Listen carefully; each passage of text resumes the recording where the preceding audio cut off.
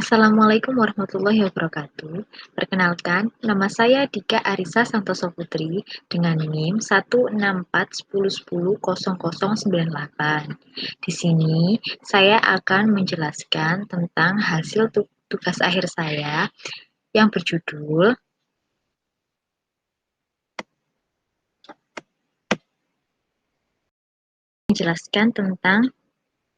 hasil tugas akhir saya yang berjudul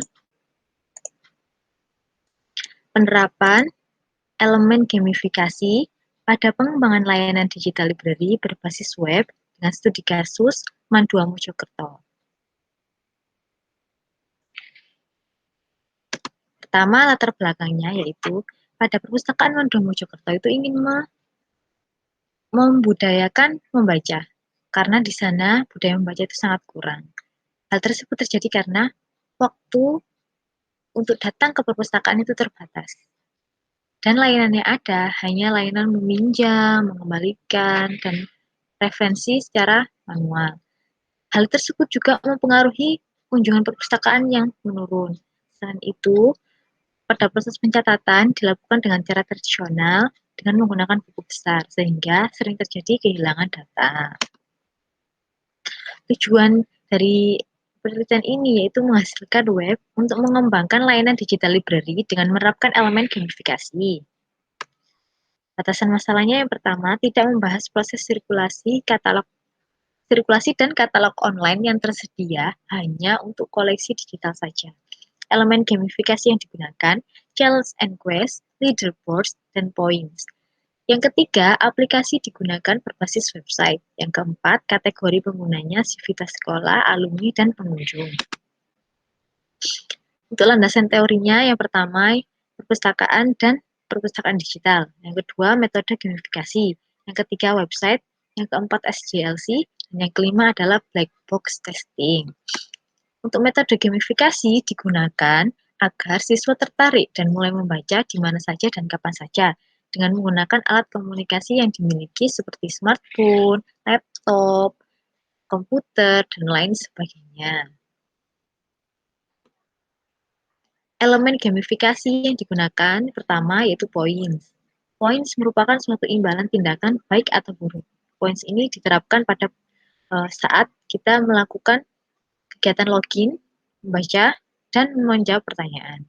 Leaderboard adalah digunakan untuk membuat perbandingan dalam menampilkan urutan terbaik dari semua aspek interaksi pemain. Hasil jumlah poin yang dikumpulkan akan dikalkulasikan dalam bentuk leaderboard. Challenge and quest adalah bentuk tantangan dan arahan yang harus dilakukan oleh pemain. Di sini akan diterapkan pada proses membaca dan proses menjawab pertanyaan. Metode yang digunakan yaitu tahapan SDLC Waterfall dari Pressman 2015. Metode penelitian yang pertama yaitu tahap communication. Pada tahap communication dilakukan studi literatur, observasi, dan wawancara. Selanjutnya dilakukan planning. Pada planning ini saya membuat jadwal pengerjaan. Setelah melakukan planning, melakukan modeling, yaitu ada dua proses, analisis dan desain. Setelah modeling, kita masuk ke construction, yaitu pengkodingan dan testing aplikasi. Setelah dilakukan testing, masuk ke proses deployment, yaitu implementasi yang dilakukan pada beberapa pustakawan dan pemustaka. Ipu diagram pengembangan layanan digital library.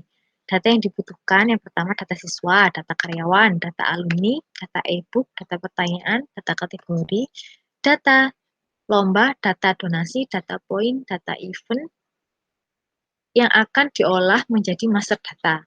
Master data siswa, master data karyawan akan diolah menjadi master pengguna. Master alumni dan master pengguna, master pengunjung akan diolah menjadi master kunjungan. Nah, untuk penerapan elemen gamifikasi sendiri pada proses membaca dibutuhkan master kategori dan master e-book yang akan menghasilkan arsip e-book. Selanjutnya pada menjawab pertanyaan itu dibutuhkan master e-book dan master pertanyaan yang akan menghasilkan arsip pertanyaan.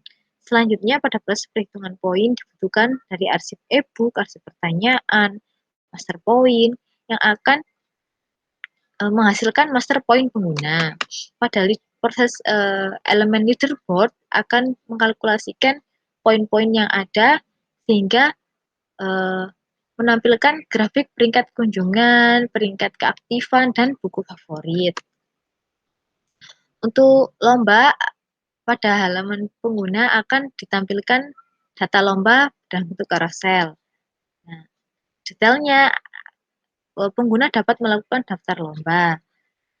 Pada daftar lomba, proses daftar lomba ini, pengguna dapat melakukan pendaftaran dengan mengisi data dan mengupload file.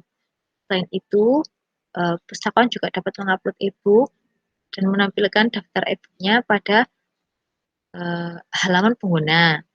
Lalu ada data event yang menjadi master event dan ditampilkan dalam bentuk carousel. Untuk usulan, bagi pengguna yang ingin mengusulkan, dapat mengisi form usulan yang datanya akan diolah menjadi master usulan pada pustakawan. Dan pada bagian pengguna akan ditampilkan daftar donasi yang sudah diinputkan oleh pustakawan. Dalam proses pembuatan laporan, pustakawan akan dibantu dengan master data yang ada sehingga menghasilkan laporan yang diinginkan. Sebelum masuk ke kesimpulan, kita akan masuk ke bagian programnya.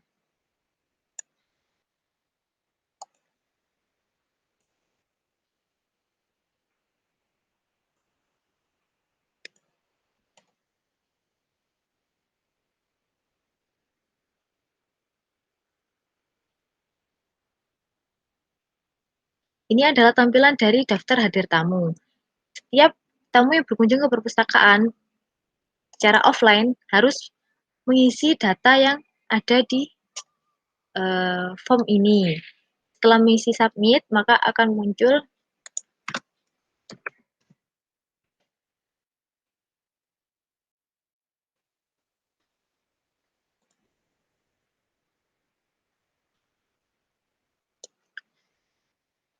data tersimpan. Untuk bagi siswa dan karyawan dapat melakukan login dengan mengisi email dan password yang telah diterima dari pustakawan. Ini adalah halaman utama dari pengguna. Di sini terdapat sedikit informasi mengenai perpustakaan, leaderboard, dan carousel dari lomba yang telah diinputkan oleh pustakawan. Lalu ke halaman book. Halaman book ini terdiri dari daftar buku dan history dari pembaca. Daftar buku ini kita dapat melakukan select atau pencarian dengan memilih kategori yang diinginkan. Misalkan kita melakukan komik, kita filter. Nah, di sini tidak ada kategori komik karena pustakawan belum menginputkan komik, kategori komik. Untuk kategori karya umum, pustakawan ada beberapa pilihan. Sekarang kita akan membaca Aku Anak Dunia. Nah, ini adalah form baca. Pada halaman bacanya, kita dapat membaca, misalkan kita akan membaca sampai halaman 43. Kita akan membaca sampai selesai. Ketika kita selesai membaca, maka akan muncul notifikasi seperti ini. Dan ini adalah arahan untuk melanjutkan dengan menjawab quiz. Kita next. Nah, di sini akan ada quiz. Kita akan menjawab quiznya.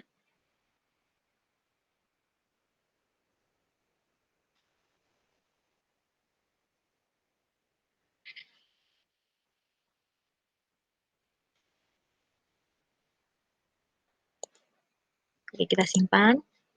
Dan oke, saya telah menjawab benar 2 dari 2 pertanyaan. Mari kita lihat poinnya.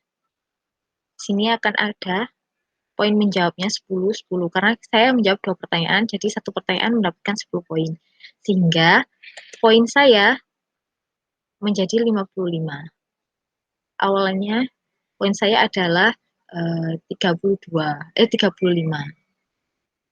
Untuk kembali ke halaman koleksi tadi atau halaman books, menu koleksi diklik.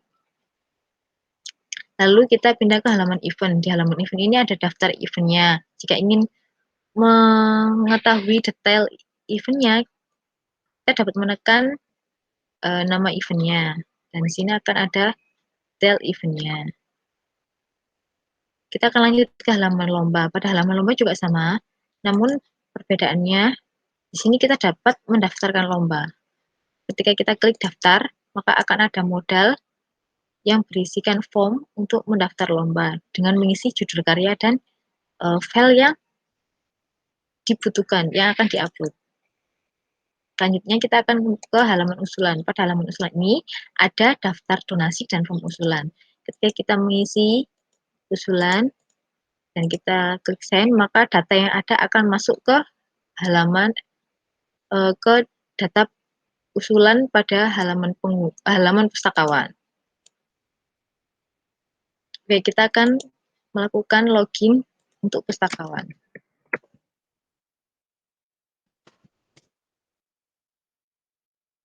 Pada halaman pustakawan yang pertama akan muncul halaman dashboard. Di sini akan ada data jumlah siswa, jumlah pengguna, jumlah koleksinya, dan pengunjung yang datang.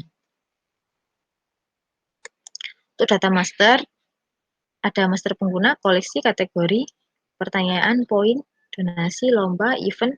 Sekarang kita akan masuk ke kategori. Di sini kita dapat menambah kategori yang diinginkan, kita dapat mengedit kategori yang diinginkan, atau menghapusnya. Pada transaksi ada poin pengguna, berisi daftar poin yang dimiliki oleh setiap pengguna, kunjungan, usulan, dan daftar peserta lomba. Nah, pada halaman laporan, kita dapat memilih, pustakawan dapat memilih laporan yang diinginkan. Misalkan kita akan melakukan laporan daftar kunjungan, tampilkan. Maka akan tampil seperti ini. Setelah dicek dirasa benar, maka kita akan langsung mencetaknya. Ketika dicetak, akan muncul seperti ini. Jadi,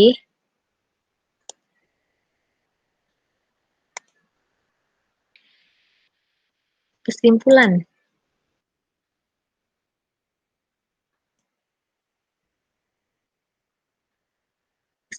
dari penelitian saya yang pertama, layanan digital library yang ada adalah layanan referensi di mana pengguna dapat mencari koleksi digital yang ada dalam perpustakaan pada aplikasi. Pengguna dapat membaca koleksi, dapat memberikan usulan koleksi yang diinginkan, dan dapat mendaftar lomba tanpa harus datang ke perpustakaan dengan menggunakan aplikasi. Pustakawan dapat mengelola data kehadiran, koleksi, dan data pendukung lainnya dengan menggunakan aplikasi. Selain itu, pustakawan juga dapat membuat laporan yang dibutuhkan dengan menggunakan aplikasi. Fungsi tersebut dapat berjalan dengan baik berdasarkan hasil uji coba fungsional yang dilakukan. Pada uji coba persepsi kegunaan, pengguna merasa terbantu dengan adanya aplikasi ini karena aplikasi yang dibuat dapat diakses kapan saja dan di mana saja dengan sangat mudah. Elemen gamifikasi pada pengembangan layanan digital library yang diterapkan adalah challenge and quest yang diterapkan dalam proses membaca dan menjawab kuis. Leaderboard diterapkan untuk memberikan informasi ke pengguna agar lebih semangat dalam mengumpulkan poin. Elemen ini dapat dilihat pada halaman utama pengguna. Poin diterapkan untuk memberi imbalan pada kegiatan login, membaca, dan menjawab pertanyaan. Fungsi-fungsi tersebut juga dapat berjalan dengan baik berdasarkan hasil uji coba fungsional yang dilakukan, dan pada hasil uji coba persepsi kegunaan, pengguna juga merasa tertarik dengan menggunakan aplikasi ini. Hal tersebut menunjang perpustakaan dalam mewujudkan budaya membaca pada sivitas sekolah.